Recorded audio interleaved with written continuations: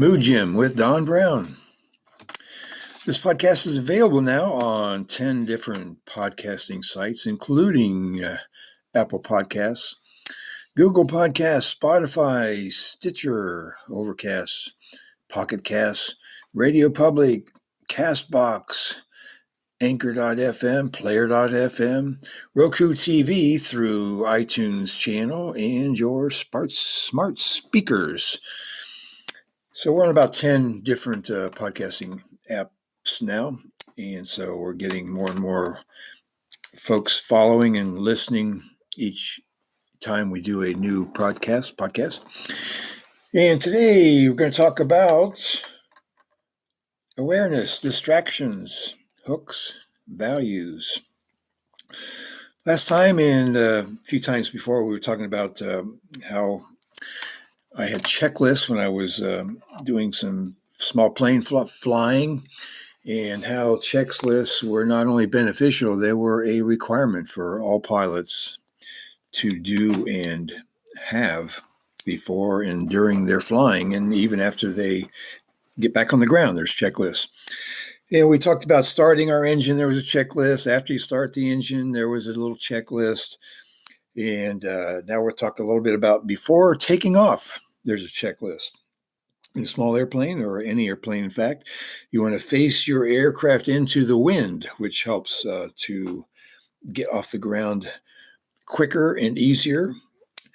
And in fact, in some circumstances, it would be impossible to fly your airplane if you took off with the wind. So that's the number one on our before takeoff list. You check our controls, make sure they're moving freely and nothing is getting caught up. You check your operation of your flaps, you set your trim tab, you run your engine up, you check your magnetos, check your carb heat, cycle your propeller, check your oil pressure, check your fuel pressure, check your amp meter for charging the battery, check your suction gauge, and you idle your engine at that point. You set your directional gyro and any of your nav instruments, set your altimeter to your current height above ground level. Turn your boost pump on to make sure your fuel is getting to the engine. Check to make sure your door is latched and that your autopilot is actually turned off. So as you can see, there's about 17 or so little things that are very important for each and every pilot to take care of before they even take off. This is just while they're sitting on the ground after they've started the engine. And likewise, there's things that we need to do in our lives similar to checklists. And often we're on kind of automatic pilot. Remember, one of the last things on our pilot checklist was actually to turn the autopilot off, because you don't want to be taken off and allowing the plane just to fly itself when you really haven't given it any directions yet. So the same thing in our life. We don't want to just turn our autopilot on and just be going from here to there and up and down and all around without having some sense of where we're going and how we're going to get there. And that, of course, leads into our values that we've been talking about for several weeks, that we want to have about a dozen or so values that lead us in a certain direction. And then as we're flying or as we're doing our life behaviors and in our thinking of our minds, we want to check and see if those things we are doing and thinking are leading us toward our values or toward our destination or away from our values. We'll get into a little bit of secrets of a meditation today. Secrets being something that are unknown. And a lot of things we do and think about can lead us into some distress because we haven't quite learned or at least practiced some of the so-called secrets of life that may have been more evident when we were younger, but as we grow older and have life experiences, jobs and marriages and children and what have you, we kind of get away from those little secrets that we probably knew when we were much younger and probably practiced, but got away from over time. And one of the things we've been talking about also is meditation awareness. I like to think of meditation as more of awareness. Some people think of mindfulness. I'll give you some little secrets that I found help myself, and may help you or may not, but you can give them a try. And we'll do those little secrets as we go through this podcast today. One of the ones that most people are familiar with is paying attention to your breathing as part of an awareness training. And one of the ones that I think are great benefit is doing a counting type of awareness training. And it's very simple. You get yourself in a relaxed place that's quiet and you won't be disturbed. You don't necessarily have to be doing any certain pose or sitting in a certain way or anything. Just be somewhere where you're comfortable. Now, the idea of the counting is to eliminate your mind from being distracted, because as you're counting, it's going to be a little bit harder to be distracted by anything, by your thoughts or by something in the environment. So here's the basic formula for my secret of the counting awareness training. You breathe in slowly to a count of 4, and you want to go as slow as you can comfortably. So if you can change your speed of counting to suit your particular body and fitness and comfortableness. So you breathe in through your nose to a count of 4. Then you hold that breath for a count of 7. Then you exhale through your mouth, preferably to a count of 8. So again, you inhale for a count of 4. You hold that breath for a count of 7.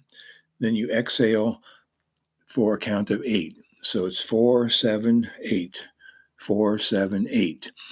And it's best if you do breathe in and breathe in with your nose and exhale with your mouth. But if that's uncomfortable for you, don't worry about it. Just do whatever's comfortable for you. So again, breathe in for 4 counts, hold it for 7 counts, and exhale for 8 counts.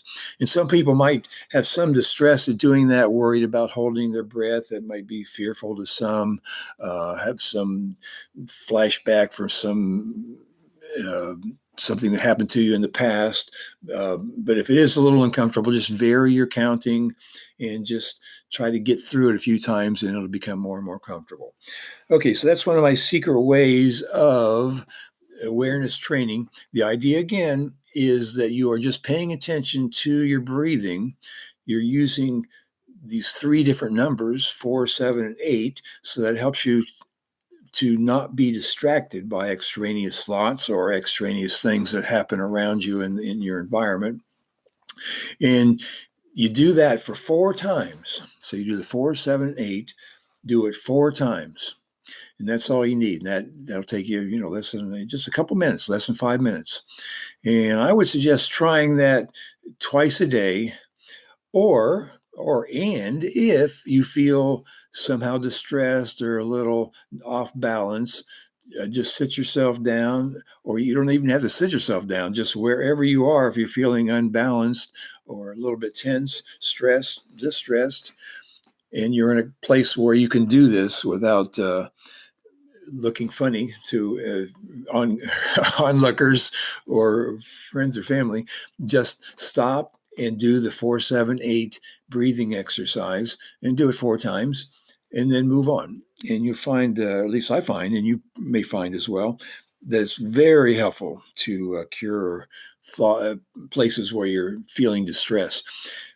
Now, awareness, the idea of awareness we're talking about is not to get yourself relaxed. It may be a byproduct of the byproduct might be being relaxed, but the whole idea is the intention to be aware and to be able to pay attention at all times to what's going on around you without being distracted and without judgment. Once we get into the judging mind, then we have all kinds of problems because we start trying to figure out the problems, figuring out why did they do that? Why did I do that? What would happen if I would have done it differently? What's going to happen in the future? Oh, what happened in the past? So we get all kinds of problem solving modes in our mind, which leads to actually no good results in most cases. So the idea of the awareness and these little awareness training ideas is to get in the habit of not having a judgmental mind and of not being distracted. Now, of course, there are times when their distractions have to be paid attention to. If you see you're walking down the street and all of a sudden the car is coming towards you and coming onto the sidewalk, you want to pay attention and react to that appropriately. But if you're in the mind of an aware mind, you're going to be able to react to that much quicker than, say, you are walking down the street thinking about your boss is yelling at you and you had a stomach ache from a bad meal at the restaurant today, and that's going to distract you so much you're not going to be able to react to that car coming towards you. So the awareness is all good and no bad. So we want to try to just constantly be aware of what we're thinking, what we're doing, without being distracted or judgment. And so that 4-7-8 breathing is one of the secrets to being able to train yourself into that habit. Okay, we was talking also about distractions. Another way I think of distractions are hooks. We often get our minds hooked on something, and then our behavior changes to act according to whatever that hook is. Like, for example, myself, one of my hooks is if I get a little nervous or stressed out, I will run to the refrigerator or run to the snack pile and get something to eat. And that's one of my hooks, is I'm being hooked to distract myself from unpleasant feelings. So if I'm feeling something unpleasant, I am hooked to go and get something to temporarily distract myself. Now, the important thing is when I do that, yes, it does distract me, but it soothes me for a short period. Once I eat that cookie or whatever, it distracts me and soothes me for maybe a couple minutes. But then everything comes back because I kind of tried to ignore my distressed feeling and what that was about, why I was distressed, or even that I was distressed. I just triggered by some feeling of distress, and I run to get that cookie. So you can think of that as a hook, something that hooks you. And if you think about your daily life, you'll find many, many times that you're hooked, that you're going for something, you're doing some action, or you're thinking something over and over and over that's hooking you. So the awareness is a way to prevent that. Once we're aware that I have a feeling that I'm distressed, I have a feeling that I'm reading something that I'm not comfortable with, I'm seeing something on TV I'm not comfortable with, I just am aware that that's happening, and then I let it go. I don't have to run and get that cookie. I just know that I'm feeling some distress, and I recognize what it is, and I don't try to solve anything. I just recognize it. And then that helps me to prevent being hooked. So we'll talk about hooks from time to time. And as you go through your day, just see where you feel being hooked into some behavior that may temporarily work for you for a few minutes, literally a few minutes, but that hook probably is not helping you in the long term, especially when you think about those values we've been talking about, those dozen values that you've been compiling over the last few podcasts. Get about a dozen values. And so you look at that hook that you do or think about and see if it's contributing a movement towards your value or away from your value. And most likely it's going to be away from that value. So in summary, today we have the little awareness training secret of the counting breaths, counting while you're breathing, I should say. You're counting to 4 as you breathe in, holding the breath for 7 counts, I should say, and then exhaling for 8 counts. You do that 4 times. Talked about distractions and hooks, and talked about paying attention again to those values. We'll keep hitting on those values, to think about those constantly, have that list in front of you or available. So as you feel a moment coming on where you're nervous or distracted, see if that's because you're doing something or thinking something that's taking you away from your values. And that's about all for today. We'll give you some little more secrets of meditation, awareness, mindfulness in coming podcasts. And thanks for everybody listening. And please, if you can, make some comments or rate the podcast wherever you are seeing it or hearing it, I should say. And that's important, especially for folks on iTunes. iTunes places apparently a great deal of importance on ratings people put on the podcasts and also how many comments they get. So if you're on iTunes, appreciate actually iTunes actually wants everybody to call it Apple Podcasts. They want to distinguish between iTunes and Apple Podcasts. So if you're on Apple Podcasts, make some comments and rate the podcast. Appreciate that. Okay, we'll see you next time. I'm Don Browne with Mood Gym.